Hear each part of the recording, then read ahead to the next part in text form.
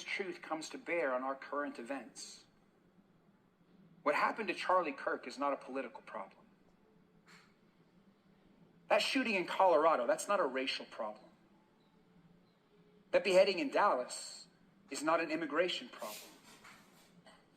We have a God problem.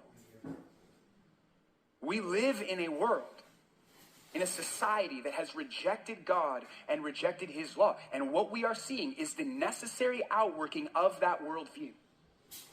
When there is no God, when there is no standard moral or standard ethic, what we are seeing right now in our own society, this is the necessary outworking of that ideology. Which is why, and Christians, I need you to hear me say this, which is why at the end of the day, what the world does not need is more Republicans or Democrats.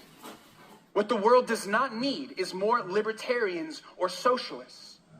What the world actually needs is more real followers of Jesus. Followers of Jesus who don't just speak about Jesus, but actually live as if their lives have been transformed by this Jesus. The world needs you and I to live actual transformed lives, and needs you and I to be on mission, that we might share this actual hope, that we might share the only peace that can actually be offered to this world. You and I, we are supposed to be ambassadors of King Jesus, that God would use us to save the people around us, that the way that they think might be changed, and ultimately that the way that they live might be changed. This is the calling.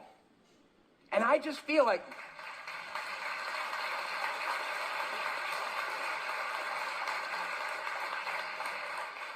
there are too many of us as Christians who are comfortable claiming Christ, but then we live the exact same way everybody else in the world does.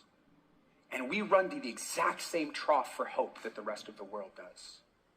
And we forget that we have been offered something immeasurably better. Do not abandon what we have been given.